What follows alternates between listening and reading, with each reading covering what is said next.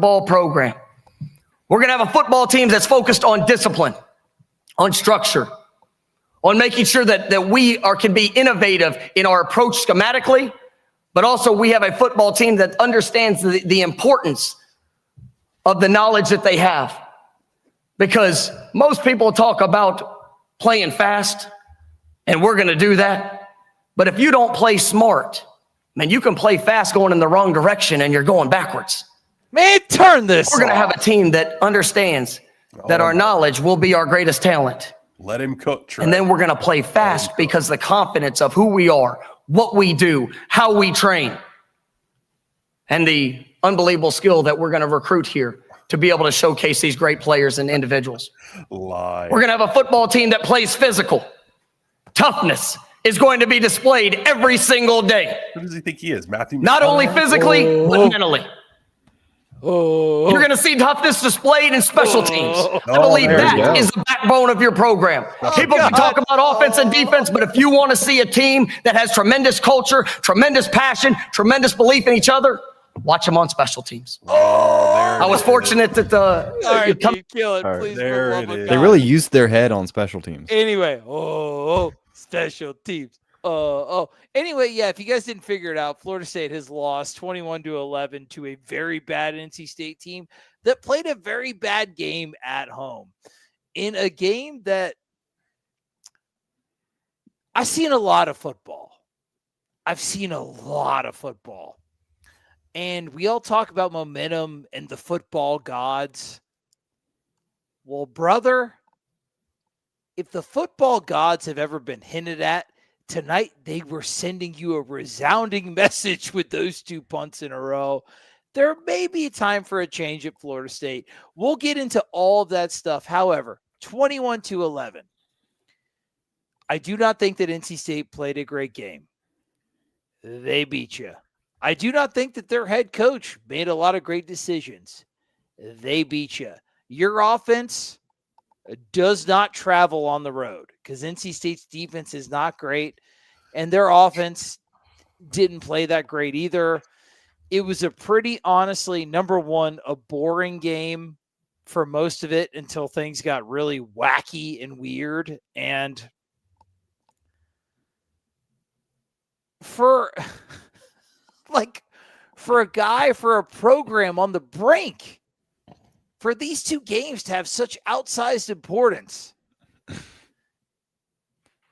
the miscues, the penalties, the red zone tomfoolery was extremely evident. You looked foolish against a very mediocre NC State team. And once again, if these 2 games do have outsized importance, Adam and Kev, on what you want your football program to be, my God, what are we doing here? Just a gross game on multiple levels. I'd love to hear your thoughts. Adam first, then Kev. I mean, Trey, I just played a 30-second or a minute clip of his core values and everything that he stands for and what he was going to build this program on. And he has failed miserably at every single one of them. Like, at what point, what are we? I said to somebody earlier, like, what the hell am I going to get on this thing and say at this point? Fire his ass into the sun. Let's be done with it. If you don't, you've defined your intentions for this program moving forward, financially or whatever the reason is.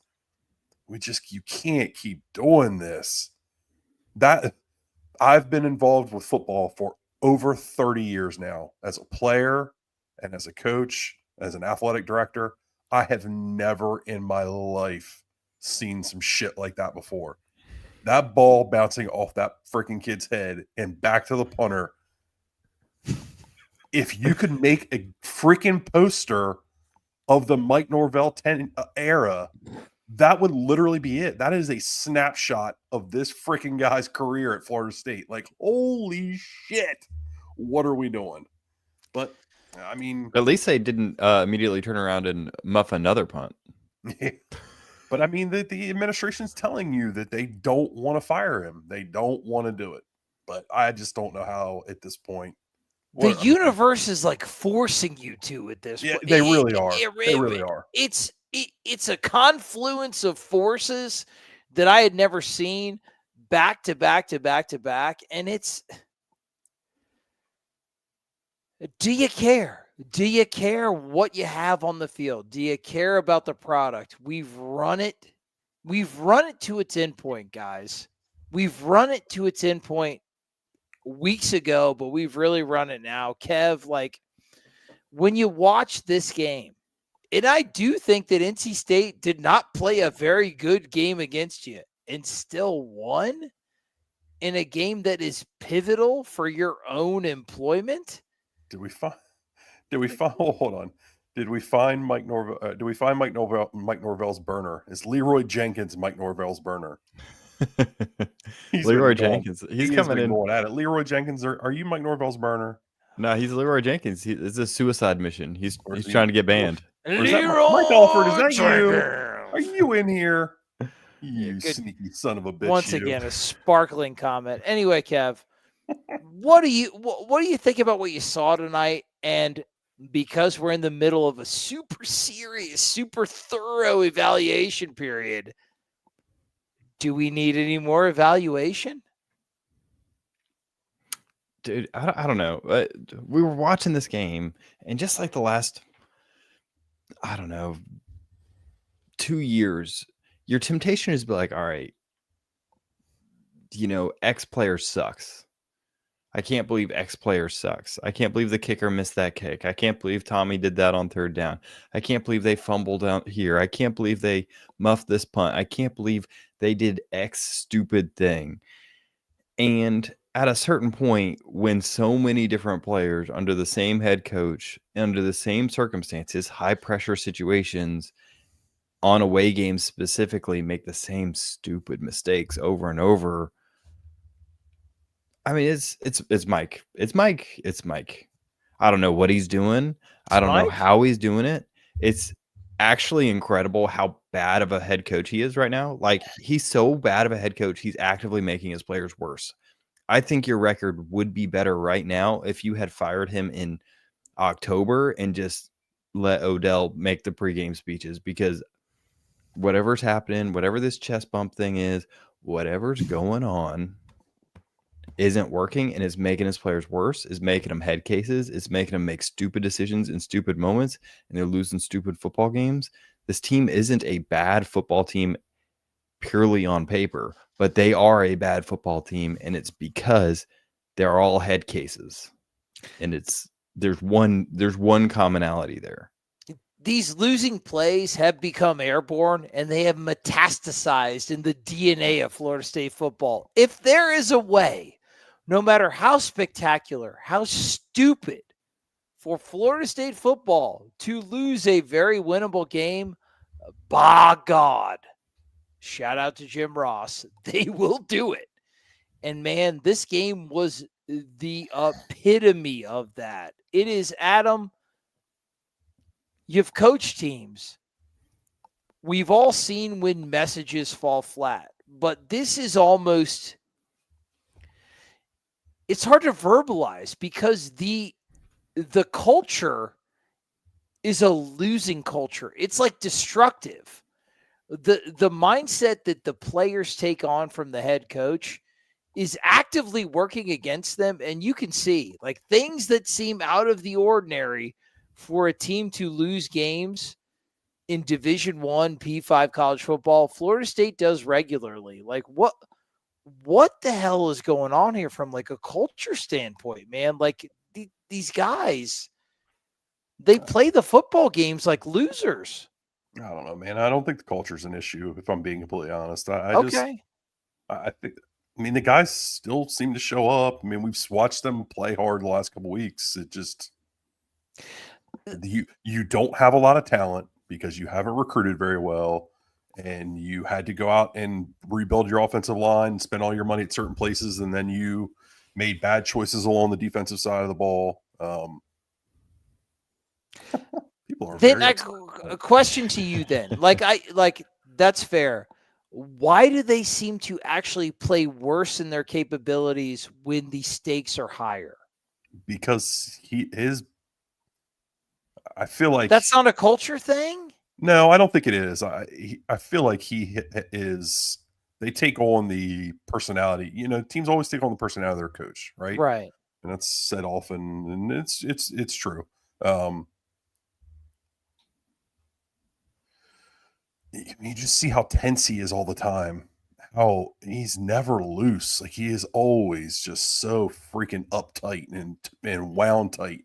And guys just kind of feed off that. But also, But that's a culture thing, right? The culture of the head coach is to when be I tight think in when I those think of situations. when I think of culture, okay, I'm talking about like, are they working hard? Are they trying hard? Are they playing hard? Those kinds of things. Oh yeah. No, that's fair. They are. I agree. I think with there's a that. difference. I think we're maybe saying the same things, but Gotcha. I Okay. consider culture to be like, guys are not showing for practice or that kind of stuff. Like, Yeah. I think these guys show up, they work hard. Like, I think they want to win. They're just wound so freaking tight because that's what Mike is all the time. And we've been talking about this for years, though. I mean, this is not new.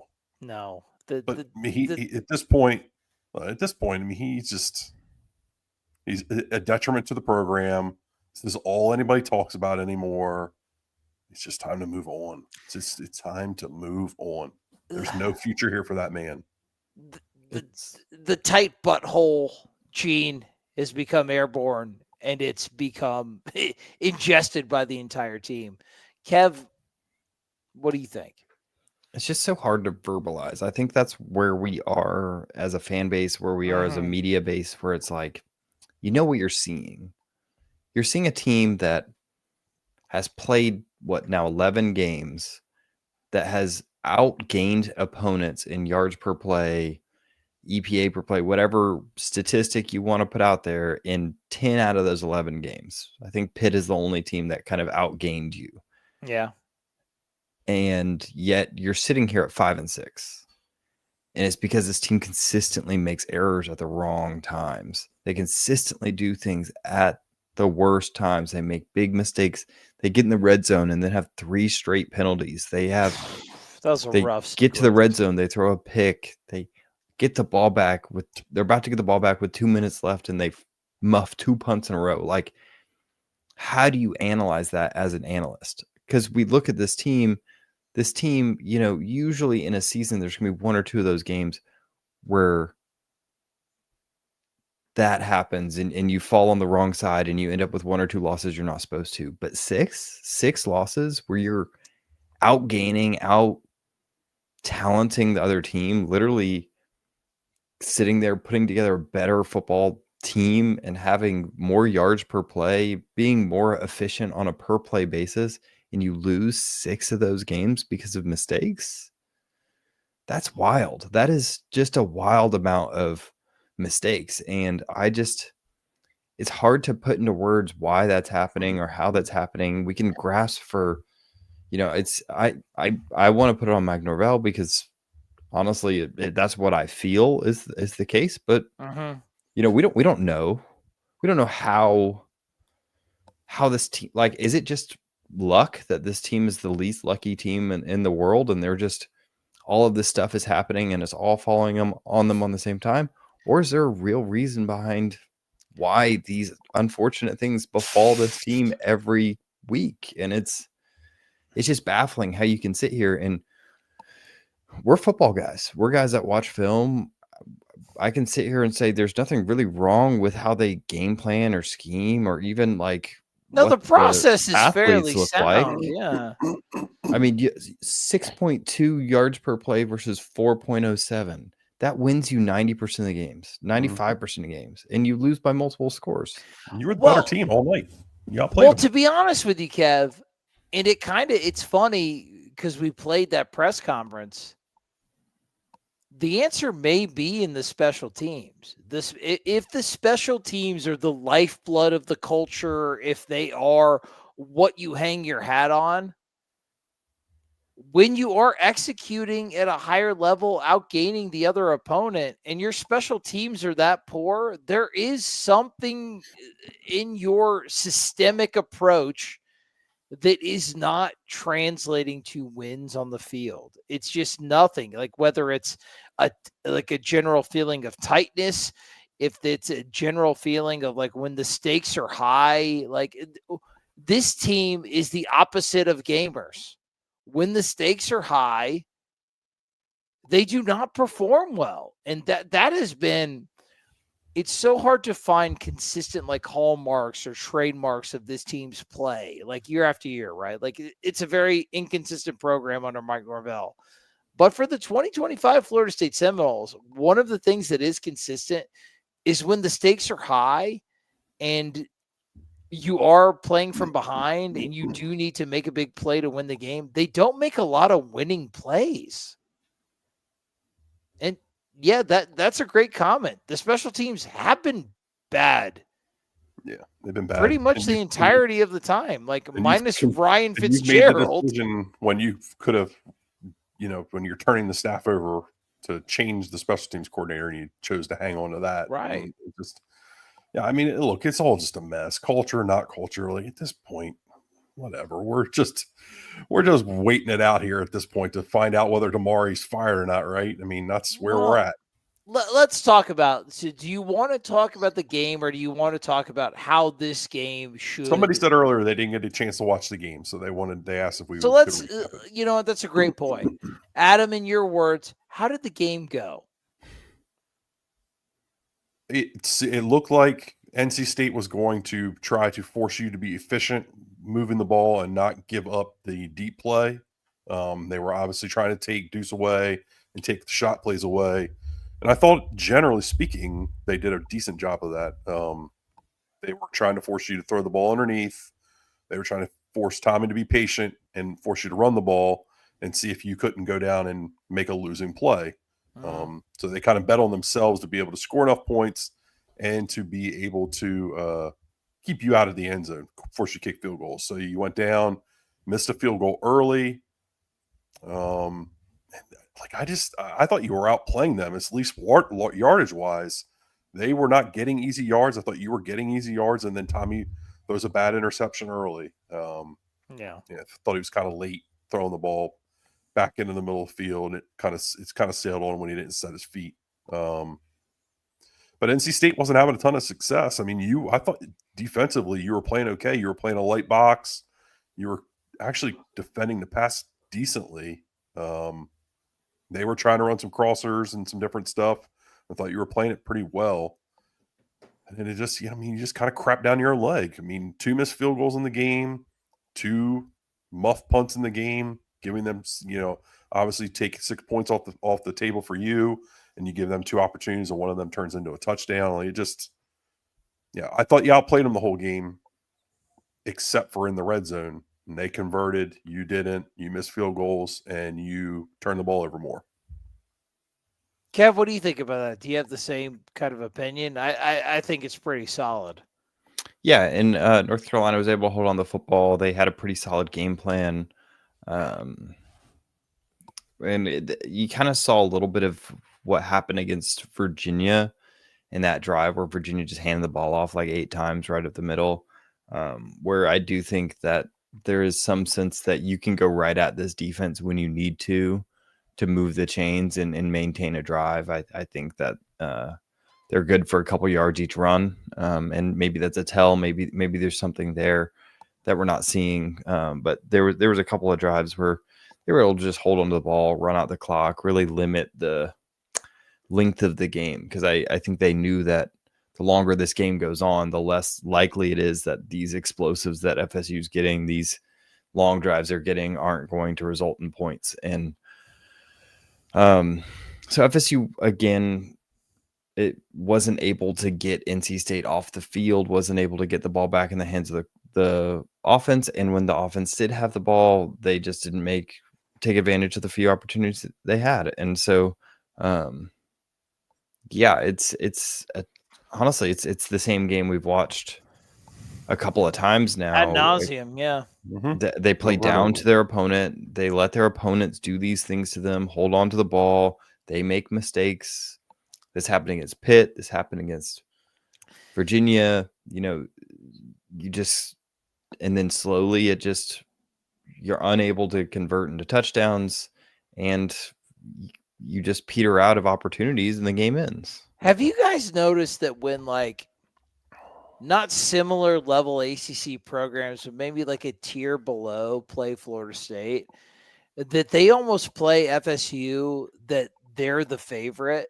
Like NC State, there was no urgency on their side. They knew that they were going to probably get us in the end, and they played very conservative, as you would if you had like the talent advantage. Same thing with like Pitt. Like when these teams that are traditionally, historically lower in the pecking order than Florida State, they're not playing us like that. They're not going all out. They're taking advantage of their opportunities. They're not selling all out. They're not going super aggressive because that they think they can get us in the end. I've honestly noticed that for all these teams that have played us this year over the past couple years. Is that something that you guys have noticed?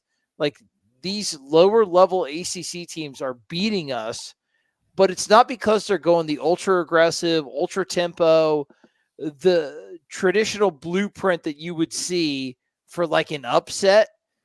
They're kind of playing you like they're the favorite. Did you guys get that feeling tonight with NC State? They feel like they were playing very deliberate and very slow pace. Well, I mean, it just feels like to me every team kind of knows that you're going to beat yourself. I mean, that is pretty apparent. I mean, throughout this season, last season, I mean, Right. teams It's a just know self-fulfilling prophecy. teams just kind of understand like you're not that talented, and you're not that deep, and you're not really that good at quarterback. So we just kind of need to wait you out, and you'll beat yourself. And it happens time and time again. I mean, how do you have 13 on the field down on the goal line? 13, not 12, 13. 2 over. Like How's that happen? Insane, dude. With a CEO, head coach, and game, what number game is this at this point? I mean, 11 out of 12. how's that happening? I mean, this was the whole You're point of him getting becoming worse. the CEO was You're getting worse. the communication right, and it's just back to back to back to back with this guy. I mean, I just can't. It's hard to just keep saying the same things over and over again. They've got to make the choice. Are we in it to win it, or are we just okay with riding this thing out for a couple of years and going into the next tier down of college football programs? That's where we're at, right? I mean, that's where we're at. No, we're we're in done this talking about very Mike serious, very thorough evaluation period. Like, okay, these next 2 games, this was 50% of your remaining evaluation period. Pretty abject failure. What do you do now? I mean, like I said, we started this instant with a couple minutes of his opening presser in which he defined everything that this football program was going to be about. And not one of those things exists right now. No. Not a single one. And it was an image you had 6 years to craft, and you haven't. And even at your highest, were you a team that was known for being smart and being Oh God, no. No, you had Jordan Travis bailing you out with like crazy plays and Keon Coleman making catches. Like your team, these teams have never looked the way that Mike Norvell wants them to look or has just designed for them to look. He's been treading water for 6 years, and he happened to put together he put together a really good roster for a year or two there. I think he hit a market inefficiency with the transfer portal. Right. I think that a lot of things kind of went their way. I think he kind of got lucky with Jordan Travis because Jordan Travis ended up being a better quarterback than most of us were thinking he would be. And, hats off to helping develop that. And I think that he deserves some genuine credit for 2023 and 2022, but he didn't do it the right way. He didn't build a foundation that would continue after that year. He didn't invest in high school recruiting, invest in development of younger players. He kept bringing in transfers. And because of that, this team never developed a depth. It never developed, a sense of growth, a sense of stability. And Now you're sitting here. That distracted me. Now you're sitting here Praise. 6 years into his tenure, and he's doing the same thing again. He's bringing in transfers. He's trying to put band-aids on it, and there is no foundation here. Well, that's why, like Trey, I mean, when we were having the culture conversation earlier, like, is there really a culture for this program? No, it's so year to year. It's become such, because the roster's so year to year. Right. It's such a grab bag, and it's going to be that same way next year, right, Adam? yeah. I mean, it has to be whoever's here, because we talked about it on the roundtable. You're replacing over 2/3 of your offense and over 2/3 of your defense. Like, And you're also like, we're and probably you're going to not replacing it from replacing within the more. roster. We're probably going to replacing more coaches than we even rationed for in the roundtable. I think the only thing that's consistent is the team has inconsistent results. Honestly, the team's most consistent result is they suck ass on the road. Yeah. That's it. You want to be able to set your clock by something like Mike Norvell's Florida State. Don't matter who they play on the road, especially in a conference game. They're gonna play worse than they should. And I said that exact line in my my game prediction. on a you serious nailed it, brother. On a bit of a serious note, I guess maybe Javon Boggs collapsed leaving the field. I'm just seeing some different stuff about it, and was able to get up into the locker room. So I don't know, just maybe that sucks because that kid plays his ass off. That's terrible. Hopefully he's okay. We obviously want him to be. Yeah, absolutely. No, that kid is one of the few lone bright spots on this team, man. So yeah, thank you for that, Adam. Obviously, Noles247.com. Track all that information, but it's a 2-game evaluation period. We had 50% of it. You know how we all feel. We got all of our feelings out on that large round table. This whole exercise is ridiculous. Like, is he fired tomorrow, Trey? Yes or no?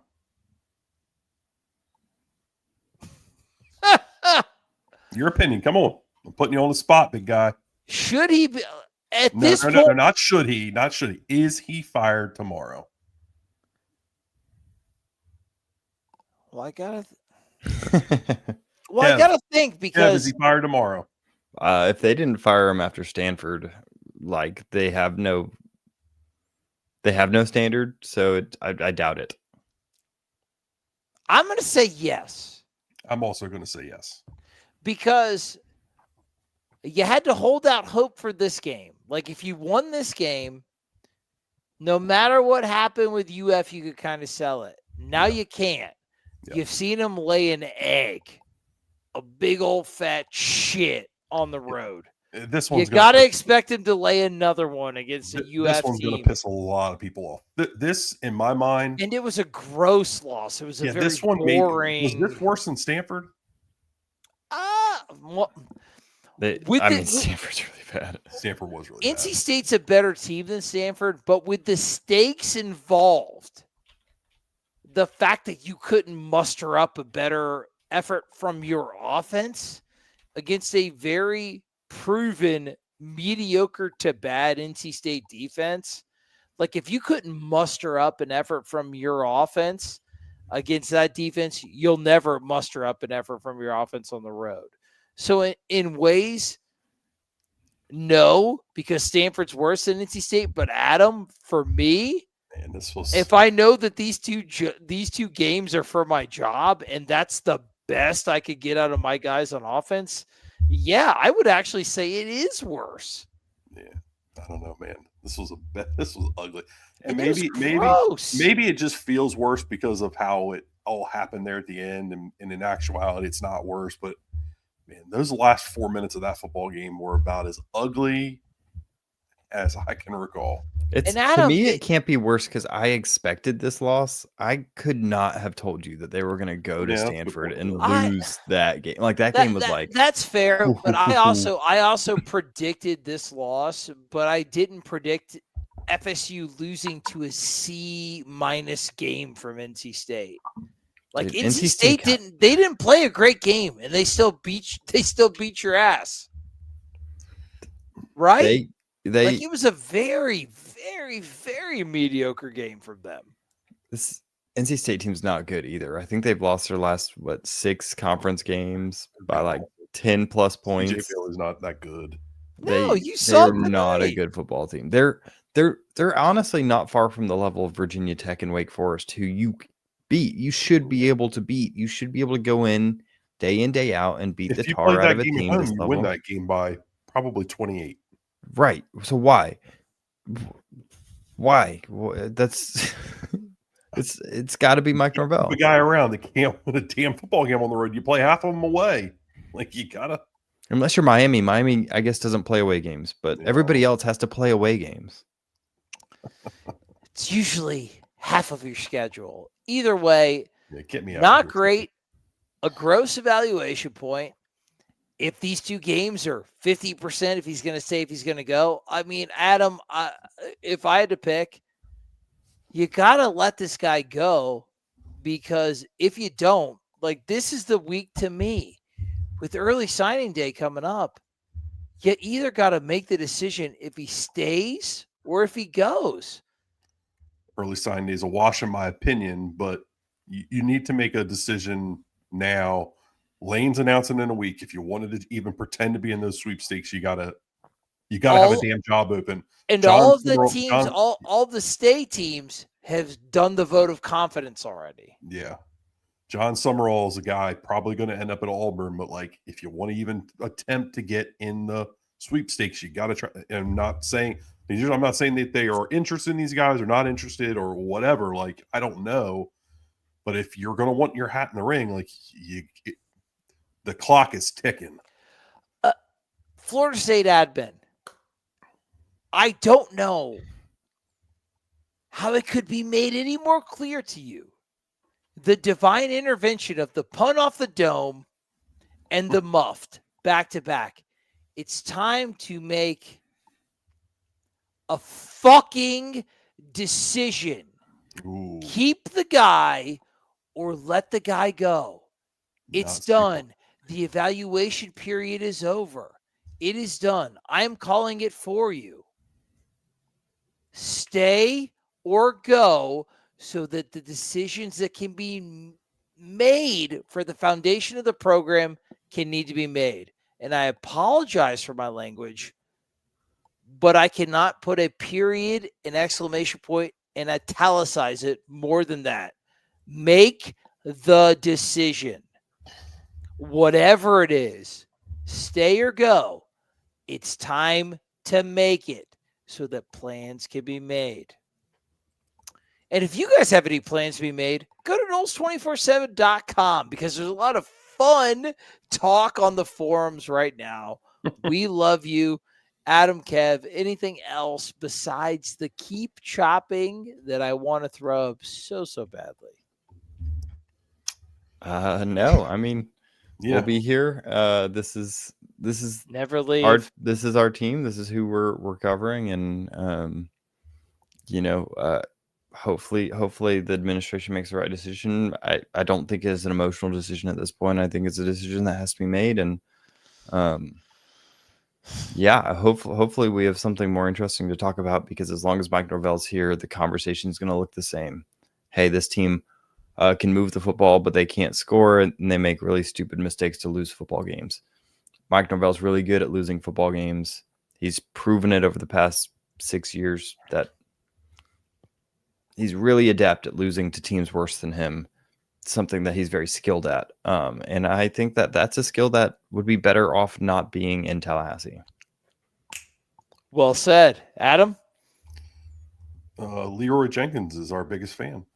Love you, Leroy Jenkins. All right. Anyway, get your little Leroy Jenkins butts into Noles247.com. Get on the forums. Have fun. We all know it needs to be done. If that's what happens, cool. If that's not what happens, guess what? We're still going to be here covering the program. Fun times. Love you. Keep chopping. See you on the flip side.